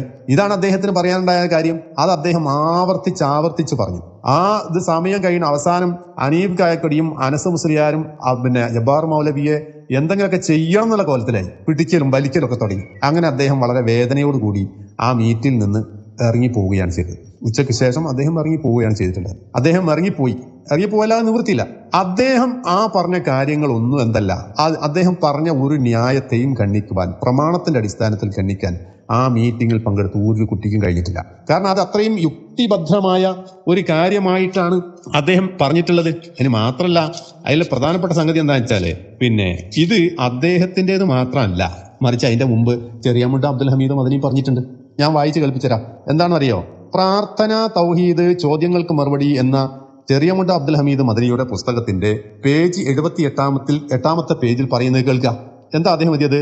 ജിന്നുകൾക്ക് അള്ളാഹു നൽകിയ കഴിവ് മനുഷ്യ കഴിവിന് അതീതമെങ്കിലും അതിനെ അഭൗതികം എന്ന് വിശേഷിപ്പിക്കുന്നത് ഇസ്ലാമിക കാഴ്ചപ്പാടിൽ ശരിയല്ല. കണ്ടോ, അത്ര കൃത്യമാണ്. ജിന്നുകൾക്ക് കഴിവുണ്ട്, മനുഷ്യന്റെ കഴിവിന് അതീതമായ കഴിവുണ്ട് എന്ന് വെച്ചിട്ട് ജിന്നിന്റെ കഴിവിനെ കുറിച്ച് അഭൗതികമായ കഴിവ് എന്ന് വിശേഷിപ്പിക്കാൻ ഇസ്ലാമിക കാഴ്ചപ്പാടിൽ പറ്റുകയില്ല. അഭൗതിക കഴിവ് എന്ന് നാം പറയുമ്പോൾ ഉദ്ദേശിക്കുന്നത് അള്ളാഹു സൃഷ്ടികൾക്കാർക്കും നൽകിയിട്ടില്ലാത്ത കഴിവാണ്. ഒരു സൃഷ്ടിക്കും നൽകിയിട്ടില്ലാത്ത അള്ളാഹ്ക്ക് മാത്രമുള്ള ഒരു കഴിവിനെ കുറിച്ചാണ് അഭൗതികമായ കഴിവ് എന്ന് പറയുക. ഇതെന്നാ ജബ്ബാർ മൗലവി പറഞ്ഞത്? ആ ജിന്നാണെന്ന് മലക്കാണെന്ന് ആരാണെങ്കിലും ഏത് സൃഷ്ടിയാണെങ്കിലും ശരി, അഭൗതികമായ കഴിവ് അള്ളാഹിന്റെ മാത്രം കഴിവാണ്. ആ കഴിവ് ആരോപിക്കപ്പെടുമ്പോൾ മാത്രമേ, ആരോപിച്ചുകൊണ്ടുള്ള ഒരു അർത്ഥന മാത്രമേ പ്രാർത്ഥനയും ആരാധനയും ആവുകയുള്ളൂ എന്ന ആശയമാണ് അദ്ദേഹത്തിന്റെ ലേഖനങ്ങൾ മുഴുവനും അദ്ദേഹം സ്ഥാപിച്ചിട്ടുള്ളത്.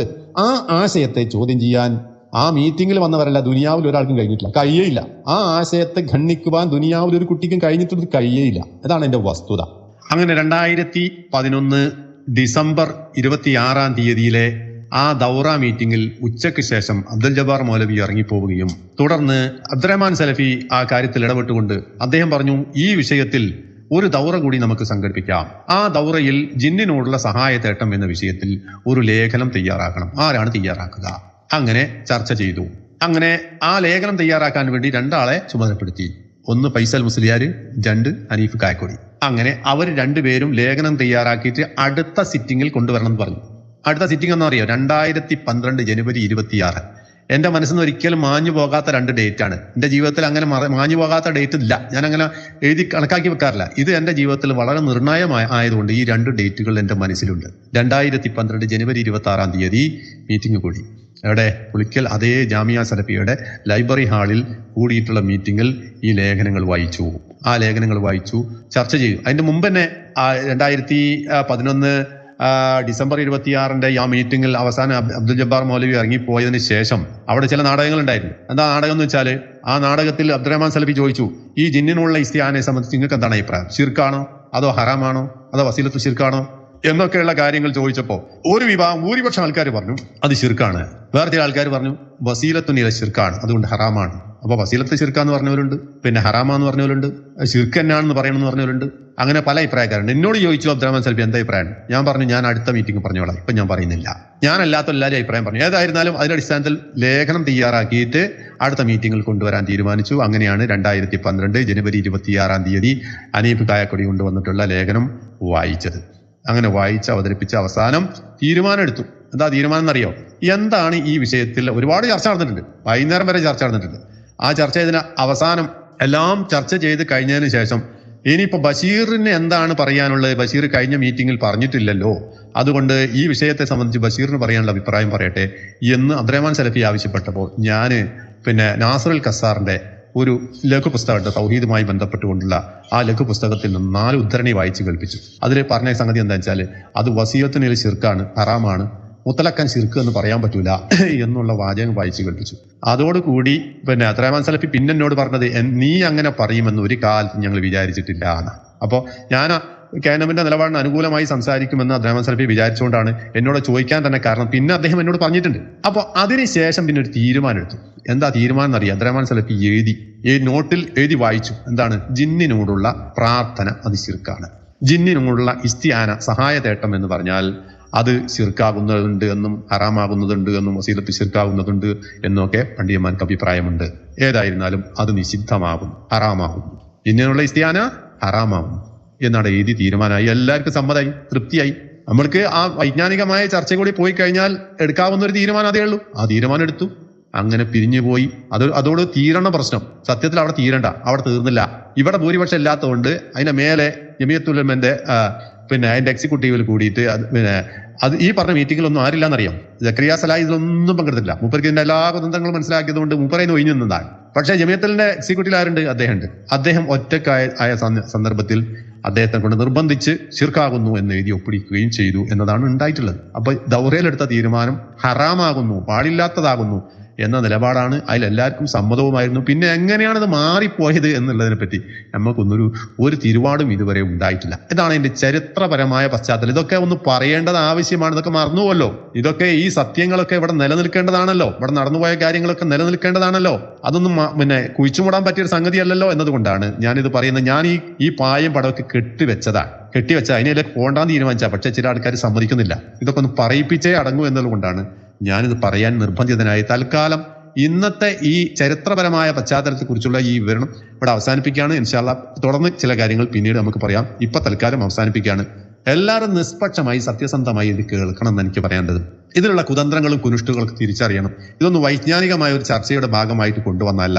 ഇത് രാഷ്ട്രീയമായ പൊളിറ്റിക്സ് ആണ്. സംഘടനാപരമായ പൊളിറ്റിക്സിന്റെ പേരിൽ വിവാദവൽക്കരിക്കപ്പെടുന്ന കാര്യം മാത്രമാകുന്നു എന്ന സത്യമാണ് എനിക്ക് അതിൽ നിന്ന് ബോധ്യപ്പെട്ടിട്ടുള്ളത്. അത് തന്നെ സത്യാന്വേഷികൾക്കൊക്കെ ബോധ്യപ്പെടുകയുമുള്ളൂ. എനിക്ക് നല്ല ബോധ്യമുണ്ട് എന്നാണ് എനിക്ക് നിങ്ങളുടെ മുമ്പിൽ പറയാനുള്ളത്. ഇത് സത്യമാണ്. ഇതിലൊന്നും ഒരു കളവിന്റെ ഒരു അംശം പോലും ഇല്ല. 101% സത്യമായി ബോധ്യപ്പെട്ട കാര്യം മാത്രമാണ് ഞാൻ നിങ്ങളുമായി പങ്കുവെക്കുന്നത് എന്ന് മാത്രം പറഞ്ഞുകൊണ്ട് ബാക്കി കാര്യങ്ങൾ നമുക്ക് പിന്നീട് സംസാരിക്കാം. അല്ലാഹു സുബ്ഹാനഹു വ തആല എല്ലാവരിലും ഹൈറും ബറക്കത്തും നൽകുമാറാകട്ടെ. സത്യം സത്യമായി ഉൾക്കൊണ്ട് അതനുസരിച്ച് മുന്നോട്ട് പോകാനുള്ള സൽബുദ്ധി എല്ലാവർക്കും നൽകുമാറാകട്ടെ. വാഖിറു ദഅവാനാ അനിൽ ഹംദുലില്ലാഹി റബ്ബിൽ ആലമീൻ വസല്ലല്ലാഹു വസല്ലമ അലാ ഖൈരി ഖൽഖിഹി മുഹമ്മദ് വഅലാ ആലിഹി വസഹബിഹി അജ്മഈൻ. السلام عليكم ورحمة الله وبركاته. والحمد لله رب العالمين والعاقبة للمتقين ولا عدوان إلا على الظالمين والصلاة والسلام على أشرف الأنبياء والمرسلين نبينا محمد وعلى آله وصحبه أجمعين. ഗ്രൂപ്പിലെ സത്യസന്ധന്മാരായ നിഷ്പക്ഷന്മാരായ ശ്രോതാക്കളെ, സഹോദരന്മാരെ, സുഹൃത്തുക്കളെ, ഇന്നലെ പറഞ്ഞു വെച്ച കാര്യങ്ങളുടെ അനുബന്ധമായ കാര്യങ്ങൾ പറയുകയാണ്. ഇന്നലെ നമ്മൾ ടോട്ടലി പറഞ്ഞു വെച്ചത് എന്താണ്? ജബ്ബാർ മൗലവിയെ സംബന്ധിച്ച് അദ്ദേഹം അൽ ഇസ്ലായിൽ 2007 ഏപ്രിൽ മാസത്തിൽ എഴുതിയിട്ടുള്ള ലേഖനത്തിലെ 1-2 പരാമർശങ്ങളെ പൊക്കിപ്പിടിച്ചുകൊണ്ടാണ് കേരളത്തിൽ ജിന്ന് വിവാദം എന്ന് പറയുന്ന ഒരു കടുത്ത അപരാധം ഉണ്ടായിട്ടുള്ളത്. ആ ലേഖനത്തിലെ 2 പരാമർശങ്ങൾ വെച്ചുകൊണ്ട് ഇവിടെ പ്രചരിപ്പിച്ചിട്ടുള്ള കാര്യം എന്താണ്?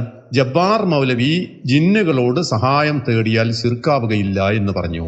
പിന്നെ അത് പോയി അവിടെത്തി ജിന്നുകളോട് സഹായം തേടാം എന്ന് പറഞ്ഞു, ജിന്നുകളോട് പ്രാർത്ഥിക്കാം എന്ന് പറഞ്ഞു. ഇത് ജബ്ബാർ മൗലവിയുടെ പേരിൽ മാത്രമല്ല, ജബ്ബാർ മൗലവിയെ അംഗീകരിക്കുകയും അദ്ദേഹം പറഞ്ഞ സത്യമാണ് സത്യം എന്ന് ഉച്ചേശ്വരം പ്രഖ്യാപിക്കുകയും ചെയ്തവരായ ആളുകൾക്കെതിരെ നിരന്തരം ആരോപണങ്ങൾ ഉന്നയിച്ചു. വാസ്തവത്തിൽ എന്താണ് സംഭവിച്ചത്?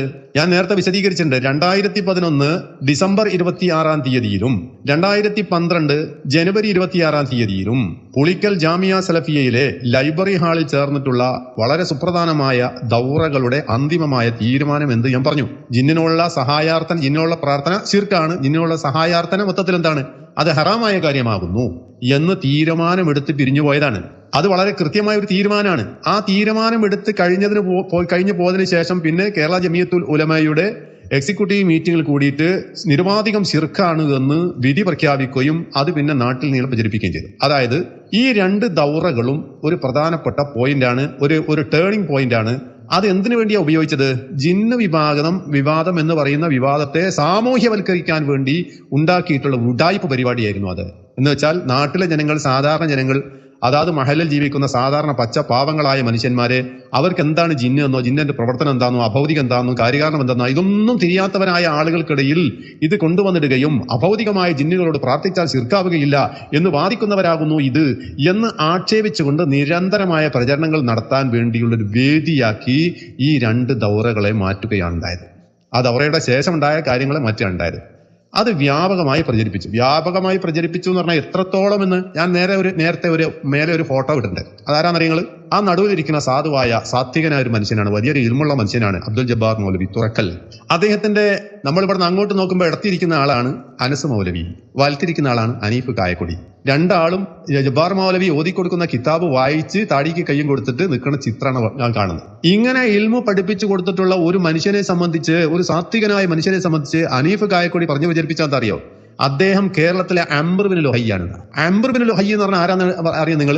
അംർ ബിൻ ലുഹയ്യ് എന്ന് പറഞ്ഞാൽ മക്കയിൽ വിഗ്രഹാരാധന കൊണ്ടുവന്നിട്ടുള്ള ആളെയാണ്. മക്കയിൽ വിഗ്രഹാരാധന കൊണ്ടുവന്ന അംർ ബിൻ ലുഹയ്യിന്റെ സ്ഥാനത്താണ് ആരുള്ളത്? അബ്ദുൽ ജബ്ബാർ മൗലവി തുറക്കലുള്ളത് എന്ന് ഉച്ചൈസ്തരം പ്രഖ്യാപിച്ചു. യാതൊരു ലജ്ജയും ഇല്ലാതെ പ്രഖ്യാപിച്ചു. ഈ കാലം വരെ അദ്ദേഹത്തിന് കിതാബ് വായിച്ച് പഠിച്ചവരായ ആളുകൾ ചെയ്ത ഗുണാണിത്. എന്ന് വെച്ചാൽ ലോകത്ത് ആർക്കെങ്കിലും പൊറുക്കാൻ പറ്റുമോ ഇത്? എന്തിനാ ജബ്ബാർ മൗലവി ലേഖനം എഴുതിയത്? ഞാൻ നേരത്തെ അത് വിശദീകരിച്ചതാണ്. ജബ്ബാർ മൗലവി ഇസ്ലാമിലെ ലേഖനം എഴുതിയത് തൗഹീദ് സ്ഥാപിക്കാൻ വേണ്ടിയിട്ടാണ്. ഒരു അർത്ഥന എപ്പോഴാകുന്നു പ്രാർത്ഥനയാകുന്നത്, ആരാധനയാകുന്നത് എന്ന് സ്ഥാപിക്കാൻ വേണ്ടിയാണ് അത് എഴുതിയിട്ടുള്ളത്. ഇവിടുത്തെ ഖുറാഫികളായ ആളുകളുടെ വാദത്തെ, അവരുണ്ടാക്കിയിട്ടുള്ള ആശയക്കുഴപ്പങ്ങളെ തിരുത്തുന്നതിന് വേണ്ടിയാണ് അദ്ദേഹം ആ ലേഖനം എഴുതിയിട്ടുള്ളത്. അതാകട്ടെ അദ്ദേഹം മാത്രമല്ല എഴുതിയത്. അദ്ദേഹം ആ പറഞ്ഞിട്ടുള്ള ആശയങ്ങൾ അദ്ദേഹത്തിന് മുമ്പ് തന്നെ ചെറിയ മുണ്ട് അബ്ദുൽ ഹമീദ് മദനി വെട്ടിത്തുറന്ന് എഴുതിയിട്ടുണ്ട് 1980-കളിൽ. അതേപോലെ തന്നെ കുഞ്ഞീദ് മദനി എഴുതിയിട്ടുണ്ട് അദ്ദേഹത്തിന്റെ ഇസ്ലാമിലെ ജീവൻ എന്ന് പറഞ്ഞ പുസ്തകത്തിൽ. മുൻഗാമികൾ ആരും പറയാത്തല്ല, കേരളത്തിൽ മുജാഹിദികളെ മുൻഗാമികളൊക്കെ പറഞ്ഞിട്ടുള്ള ഒരാശയം അദ്ദേഹം ഒന്ന് വ്യക്തമാക്കി വിശദീകരിച്ചുകൊണ്ട് എഴുതി എന്നതല്ലാത്ത ഒരു കുറ്റവും അദ്ദേഹം ചെയ്തിട്ടില്ല. അങ്ങനെ തൗഹീദ് സ്ഥാപിക്കാൻ വേണ്ടി ലേഖനങ്ങൾ എഴുതുകയും അവരവന്റെ പരിശ്രമങ്ങളും ഇൽമും വിനിയോഗിക്കുകയും ചെയ്ത ഒരു വ്യക്തിയെ സംബന്ധിച്ച് എന്ത് പറഞ്ഞു? വിഗ്രഹാരാധന സ്ഥാപിക്കാൻ വേണ്ടി വന്നിട്ടുള്ള ആളാണ് എന്ന് അധിക്ഷേപിച്ച് മഹാദല്ലാ ആ പാവം മരിച്ചുപോയി. ആ പാവത്തിനോട് ചെല്ല ഈ കൊടിയ ക്രൂരത ആരാണ് പൊറുക്കുക? ഇത് എപ്പോഴാണ് ഇവർക്കും പൊറുപ്പിക്കാൻ പറ്റുക? ഇവർക്കൊന്ന് മരിച്ചു പോണ്ടേ? ഒരു മനുഷ്യനെ സംബന്ധിച്ച് ഈ പറഞ്ഞുണ്ടാക്കിയ കാര്യങ്ങൾ തിരുത്താനോ തിരുത്തിക്കുവാനോ ഒന്ന് ക്ഷമ ചോദിക്കുവാനോ ഒന്ന് പൊരുത്തപ്പെടിക്കാനോ പോലും കഴിയാതെ ആ പാവം മരിച്ചുപോയി. ഈ ആളുകളൊക്കെ ഇപ്പോൾ ജീവിക്കുന്നുണ്ട്. ഇനി ജീവിക്കുന്നവരായ ആളുകൾ എത്ര കാലം ജീവിക്കും? അവരുടെ ഭാവി എന്താകും എന്നതിനെ കുറിച്ചൊക്കെ ആലോചിക്കണ്ടേ? മനുഷ്യന്റെ വായിലൂടെ ഇത്തരം കാര്യങ്ങളൊക്കെ പ്രചരിപ്പിച്ചുണ്ടാക്കുമ്പോൾ അതിന്റെ ഗൗരവം എത്ര ഉണ്ടെന്ന് ആലോചിക്കണ്ടേ? ആലോചിച്ചിട്ടില്ല. അനീഫ് കായക്കൊടി ആലോചിച്ചിട്ടില്ല. അനസ് മൗലവി ആലോചിച്ചിട്ടില്ല. അവരൊക്കെ പണ്ട് പറഞ്ഞിട്ടുള്ള വിഷയങ്ങളിൽ തെറ്റിക്കൊണ്ട് പുതിയ കാര്യങ്ങൾ പറയുകയും പുതിയ ആക്ഷേപങ്ങൾ ചൊരിയുകയും ചെയ്യുക എന്ന നയമാണ് സ്വീകരിച്ചിട്ടുള്ളത്. ഇനി മാത്രമല്ല, ഇതൊരു ഗൂഢമായ പദ്ധതിയാണ്. ഗൂഢമായ പദ്ധതി എന്ന് പറഞ്ഞാൽ ജിന്നിനോട് പ്രാർത്ഥിച്ചാൽ ശിർക്കാവുകയില്ല എന്ന വാദമാകുന്നു ഇവർക്കുള്ളത്. അതാണ് ജബ്ബാർ മൗലവി എഴുതിയത് എന്ന് വ്യാപകമായി പ്രചരിപ്പിച്ചു. ആരൊക്കെ അവതരിപ്പിച്ചത്? ഈ പറഞ്ഞ കോക്കസ് കമ്പനിക്കാർ മുഴുവനും അതിൽ പങ്കാളിയായി. TP അബ്ദുൽ കോയ മദനി എന്ന് പറയുന്ന അതിന്റെ തലപ്പത്തുള്ള വ്യക്തി അതിനുവേണ്ടി തയ്യാറായി.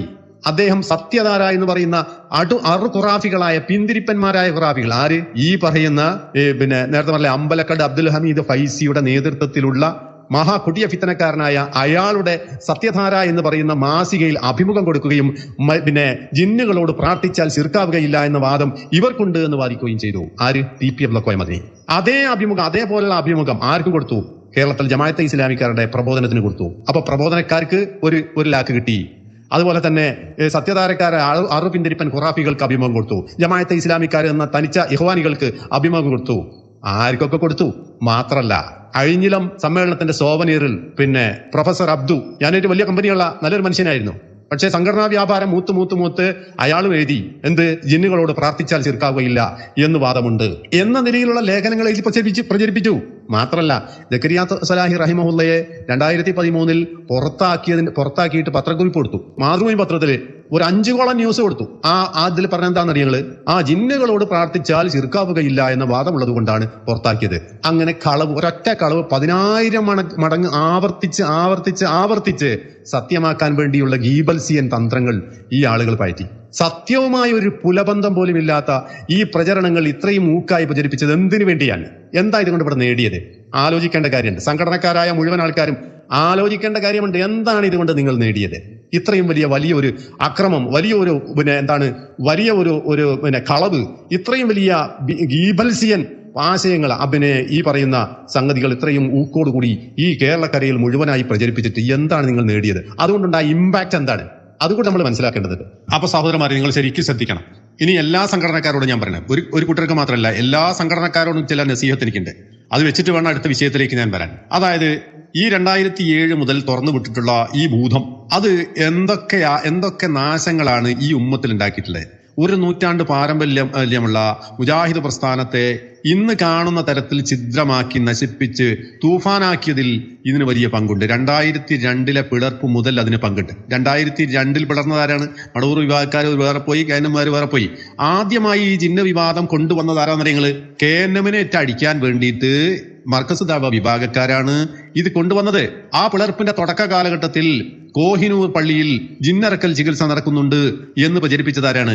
ഈ പറയുന്ന മടവൂർ വിഭാഗക്കാരായ ആളുകളാണ്, മർക്കസ് ദഅവക്കാരാണ്. എന്തിന്? KNM-നെ അടിക്കാൻ വേണ്ടിയിട്ട്. അന്ന് മുതൽ ഉണ്ടാക്കിയ ഫിത്ന. അതേ അവസരം ഡോക്ടർ സുബൈറിനെ വിളിച്ച് ക്ലാസ് എടുത്തതാരാണ്? അതും ഈ പറഞ്ഞ ആൾക്കാരാണ്. അപ്പൊ ഇതെല്ലാം കൂടി നമ്മൾ ആലോചിച്ച് കഴിഞ്ഞാൽ ഒരു എത്തുംപിടിയും നമുക്ക് കിട്ടുന്നില്ല. സംഘടനാ ഭ്രാന്ത് മൂത്തവരായ ആളുകൾ പരസ്പരം അങ്ങോട്ടും ഇങ്ങോട്ടും ഉള്ളതും ഇല്ലാത്തതും, അർദ്ധസത്യങ്ങളും സത്യങ്ങളും ഇല്ലാത്ത സത്യങ്ങളും തനിച്ച കളവുകളും പരസ്പരം നിരന്തരം ആരോപിച്ചുകൊണ്ടിരിക്കുക. എന്നിട്ടിപ്പോ ഈ ആരോപിച്ച് ഈ ഫിത്ന അല്ല 2002 മുതൽ 2025 വരെ എത്തി നിൽക്കുന്ന 25 കൊല്ലം കൊണ്ട്, 1/4 നൂറ്റാണ്ട് കൊണ്ട് എന്താണ് ഇവിടെ നേടിയെന്നുള്ളതിനെ കുറിച്ച് നല്ലൊരാലോചന ഈ മുഴുവൻ സംഘടനക്കാർക്കും ഉണ്ടാകണമെന്ന് എനിക്ക് പറയാൻ. എന്താ ഇവിടെ ഉണ്ടായത്? എല്ലാ വിഭാഗം ആളുകൾക്കും പള്ളികളുണ്ട്, മദ്രസകളുണ്ട്, സംവിധാനങ്ങളുണ്ട്. അതിനൊക്കെ അവസ്ഥ ഇന്നത്തെ എന്താ? മുജാഹിദ് കുടുംബങ്ങളുടെ അവസ്ഥ എന്താ? ഒരൊറ്റ കുടുംബത്തിൽ നിന്ന് 5-8 ആൾക്കാർ, 5 തരം ആൾക്കാർ, 8 തരം ആൾക്കാരായി ഭിന്നിച്ച് തകർന്ന് തരിപ്പണമായി പരസ്പരം കാണാനും ഇഷ്ടപ്പെടാനും സലാം പറയാനും പോലും കഴിയാത്ത കോലത്തിൽ ഈ ഉമ്മത്തിനെ, ഏറ്റവും ഹൈറു ഉമ്മത്തായ തൗഹീദിന്റെ വക്താക്കളായ ആളുകളെ ഇത്രയും വലിയ ചിത്രയിലാക്കിയത് ആരാണ്? എന്താണ് നിങ്ങൾ ഇതുകൊണ്ട് നേടിയത്? സംഘടനക്കാരൻ എന്താ നേടിയത്? നിങ്ങൾ ആലോചിക്കണം.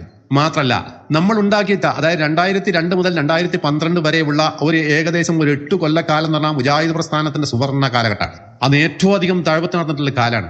അതിന് നേതൃത്വം വഹിച്ച മുഖ്യ വക്താവാരാന്ന് പറഞ്ഞാൽ ജക്കരിയ സലാഹിയും അതുപോലെ തന്നെ ഹുസൈൻ സലഫിയും അതുപോലെ തന്നെ അബ്ദുൽ ജബ്ബാർ മൗലവി അടക്കമുള്ള ആളുകളാണ് അതിന്റെ മുൻനിരയിൽ ഉണ്ടായിട്ടുള്ളത്. അത് ഓർക്കാതെ വയ്യ. അങ്ങനെ വളരെ സുസജ്ജമായി നിന്നിട്ടില്ല. ഹനീഫ് കായക്കൊടിയും പിന്നെ കണ്ടിട്ടാല് നമ്മൾ വിമർശിക്കുന്നില്ല. അനസ് മുസ്ലിയാരുണ്ട്, അവരെയുള്ള ആൾക്കാരൊക്കെ ഉണ്ട്, ഫൈസൽ മുസ്ലിയാരുണ്ട്, ഇങ്ങനെ തുടങ്ങിയിട്ടുള്ള ആൾക്കാരൊക്കെ ഉണ്ട്. അവർ ഇൽമിയായ നല്ലൊരു മുന്നേറ്റം ഉണ്ടാക്കിയെടുത്തു. അങ്ങനെ നഷ്ടപ്പെട്ടതെല്ലാം തിരിച്ചു കിട്ടുന്ന ഒരവസ്ഥ മുജാഹിദ് പ്രസ്ഥാനം ഉണ്ടാക്കി കൊടുത്തു. അങ്ങനെയാണ് ഇതൊക്കെ ആരോ കൈയടക്കാൻ പോകുന്നുണ്ട് എന്ന ചില ആൾക്കാരുടെ ദുഷിച്ച ചിന്ത ഈ പറഞ്ഞവരായ ആളുകളൊക്കെ ഈ പ്രസ്ഥാനത്ത് നിന്ന് ഒഴിവാക്കാൻ വേണ്ടിയുള്ള ശ്രമത്തിന്റെ ഫലമായി കൊണ്ടുവന്നിട്ടുള്ളതാണ് ഈ ജിന്ന വിഭാഗം എന്ന് പറഞ്ഞാൽ. അതോടുകൂടി അതിന്റെ കാര്യം കട്ടപ്പുകയായിരുന്നില്ല. ഇപ്പൊ മഹലിലെ അവസ്ഥ എന്താ? മഹലുകൾ വിൽക്കാൻ വെച്ച മഹലുകളുണ്ട്, മനസ്സിലായില്ലേ? നിസ്കരിക്കാൻ ആളില്ലാത്ത പള്ളികളുണ്ട്, പൂട്ടിപ്പോയ മദ്രസകളുണ്ട്, കോളേജുകളുണ്ട്, സംവിധാനങ്ങളുണ്ട്. ഇതൊക്കെ ആരുണ്ടാക്കിയ? ഇതിന്റെ ഉത്തരവാദിത്തം ആർക്കാണ്? നിങ്ങൾ ശരിക്കും കണക്ക് പറയേണ്ടി വരും. സകല സംഘടനക്കാരും കണക്ക് പറയേണ്ടി വരും എന്ന് ഞാൻ നിങ്ങളെ ഓർമ്മപ്പെടുത്തുകയാണ്. നിങ്ങൾ ഉണ്ടാക്കിയിട്ടുള്ള കുലുമാല് കൊണ്ട് ഉണ്ടായിട്ട് ഫിത്നയാണ്. ഇസ്ലാമിക ദഅവത്തിന്റെ അന്നത്തെ അവസ്ഥ എന്താണ്? ഒരു നൂറ്റാണ്ട് കാലം തൗഹീദ് പ്രചരിപ്പിച്ചിട്ടുള്ള മുജാഹിദ് പ്രസ്ഥാനം ഇന്ന് തൗഹീദ് പ്രചരണത്തിന് വേണ്ടി എന്ത് ചെയ്യുന്നു? 4-5 വിഭാഗങ്ങളായി പിളർന്നു നിൽക്കുന്ന നിങ്ങളോട് ഞാൻ ചോദിക്കുന്നു, മർക്കസ് ദഅവക്കാരൻ എന്ത് ചെയ്യുന്നു? കുറെ ഹദീസ് നിഷേധമായിട്ട് പോകുന്നു. എന്തൊക്കെ ഹദീസുകൾ എങ്ങനെയൊക്കെ നിഷേധിക്കാം എന്നതിനെ കുറിച്ചാണ് വല്ല ആലോചന. മടവൂർ പിന്നെ ഈ പറയുന്ന ചേകനൂരിസത്തിന്റെ ഒമ്മർപടിയിലേക്ക് അവർ യാത്ര ചെയ്തുകൊണ്ടിരിക്കുകയാണ്. ഇതാണ് അതുകൊണ്ടുണ്ടായ നേട്ടം.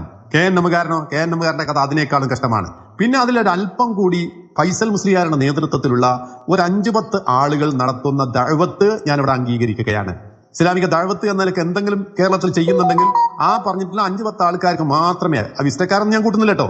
ഇതൊന്നും ഞാൻ തുറന്നു പറയാനുള്ള കാര്യം തുറന്നു പറയാം. ആകപ്പാട് ഇസ്ലാമിക ദഅവത്ത് എന്ന നിലയ്ക്ക് എന്തെങ്കിലും ചെയ്യുന്നുണ്ടെങ്കിൽ ഈ പറഞ്ഞ ആൾക്കാർ മാത്രമേ ചെയ്യുന്നു. അവർക്ക് അവരുടേതായ ദൂഷ്യങ്ങളോ പ്രശ്നങ്ങളോ ഒക്കെ ഉണ്ട്, അതൊക്കെ ഞാൻ അംഗീകരിക്കുന്നു. പക്ഷേ ഇസ്ലാമിക ദഅവത്തിന് വേണ്ടി എന്തെങ്കിലുമൊക്കെ ചെയ്യുന്നുണ്ടെങ്കിൽ അവർ മാത്രമേ ചെയ്യുന്നുള്ളൂ എന്ന ഒരു തിരിച്ചറിവ് എനിക്കുണ്ട്. അത് ഞാൻ തുറന്നു പറയുകയും ചെയ്യാണ്. അല്ലാത്തവന്റെ കാര്യമൊക്കെ കഷ്ടമാണ്, വളരെ പോക്കാണ് കാര്യം. മിമ്പറിൽ യോഗ്യന്മാരായ ആളുകൾ കയറ്റുന്നില്ല. TP അബ്ദുൽ കോയമാരി പറഞ്ഞിട്ട് ഈ ആൾക്കാരൊക്കെ മിമ്പറിന് താഴെ പിടിച്ചിറക്കണം. താടിയുള്ളവരായ മുട്ടിന് അതുപോലെ ഞെരിയാണിക്ക് മേലെ വസ്ത്രം ധരിക്കുന്ന മുഴുവൻ ആൾക്കാരെ മിമ്പറിൽ താഴെ ഇറക്കണമെന്ന് ഓർഡർ കൊടുത്തതിന്റെ അടിസ്ഥാനത്തിൽ എല്ലാ ഹമാക്കത്തുള്ളവരായ ആൾക്കാർക്കും കയറി നിൽക്കാൻ പറ്റിയൊരു കേന്ദ്രമായി നമ്മുടെ പള്ളി മിമ്പറുകൾ മാറിയിട്ടില്ലേ? എല്ലാവരും ചിന്തിച്ചോ? എല്ലാ വിഭാഗക്കാരോടും ഞാൻ പറഞ്ഞു, നിങ്ങൾ ചിന്തിച്ചോ? ഇതല്ലേ ഇവിടെ നടന്നിട്ടുള്ളത്? പള്ളിയിൽ ഇമാമ നിൽക്കാൻ ബീഹാറിൽ നിന്നും ബംഗാളിൽ നിന്നും ആൾക്കാർ വന്നിട്ടുള്ള എത്ര മുജാഹിദ് മഹലുകൾ ഇന്ന് പ്രവർത്തിക്കും, എത്ര മുജാഹിദ് പള്ളികൾ പ്രവർത്തിക്കും? ആലോചിച്ച നിങ്ങൾ. ഇമാമും തിരിച്ചളങ്ങൾ ഒരൊറ്റ ആളെ പുറത്തിറക്കുന്നില്ല. മാത്രമല്ല കേരളത്തിലെ പ്രധാനപ്പെട്ട സ്ഥാപനങ്ങൾ, കോളേജുകൾ, മദീനത്തുൽ Uloom Arabic college, സുല്ലം Aslam Arabic college, ഇങ്ങനെ തുടങ്ങിയിട്ടുള്ള പ്രധാനപ്പെട്ട കോളേജുകൾ ഉണ്ടല്ലോ. ഈ കോളേജുകളിൽ നിന്ന് ഒരൊറ്റ ആള് യോഗ്യന്മാരായ ആൾക്കാർ പുറത്തു വരുന്നുണ്ടോ? മുജാഹിദ് ദായിമാരുണ്ടാക്കാൻ വേണ്ടി മാത്രം ഉണ്ടാക്കിയില്ല ജാമിയത്തു സലഫിയിൽ നിന്ന് ഒരാളെ നിങ്ങൾക്ക് പുറത്തിറക്കാൻ കഴിയുന്നുണ്ടോ? ജാമിയ നദവിയിൽ നിന്ന് ഒരുപാട് സലാഹിമാര് പുറത്തു വന്നിട്ട് ഒരൊറ്റ എണ്ണത്തിന് പുറത്തിറക്കാൻ നിങ്ങൾക്ക് കഴിയുന്നുണ്ടോ? എന്തായി പോയി? എവിടെയാണ് ഇതിലൊക്കെ പ്രശ്നം? പഠിച്ചോ നിങ്ങൾ, ശരിക്കും പഠിച്ചോ, എല്ലാ സംഘടനക്കാരും പഠിച്ചോ. അതുകൊണ്ട് ഈ സംഘടനയുടെ ആലയിൽ തല വെക്കാൻ ആരും മനക്കറണ്ട എന്നാണ് എനിക്ക് സ്നേഹബുദ്ധി എല്ലാവരും പറയാനുള്ളത്. സംഘടനകളേലും കുടിക്കുക, കേന്ദ്രകാരൻ അതിന് കുടിക്കോ, മടവൂരി അതിന്റെ കൂട്ടത്തിൽ കുടിക്കോ, മിസ്റ്റക്കാരൻ കൊടുത്ത് ആരെ കൂട്ടത്തിൽ കൂടിയാൻ തിരക്കില്ല. പക്ഷേ തല ഒരു തന്നെ മുമ്പിൽ പണയം വെക്കാൻ പാടില്ല. മനുഷ്യൻ സ്നേഹിക്കണം. നമ്മുടെ മനുഷ്യന്റെ സ്നേഹം എന്ന് പറഞ്ഞാൽ നായയുടെ സ്നേഹമാകാൻ പാടില്ല. മനസ്സിലായില്ലേ? നായയുടെ സ്നേഹവും മനുഷ്യന്റെ സ്നേഹവും തമ്മിൽ ഒരു വ്യത്യാസമുണ്ട്.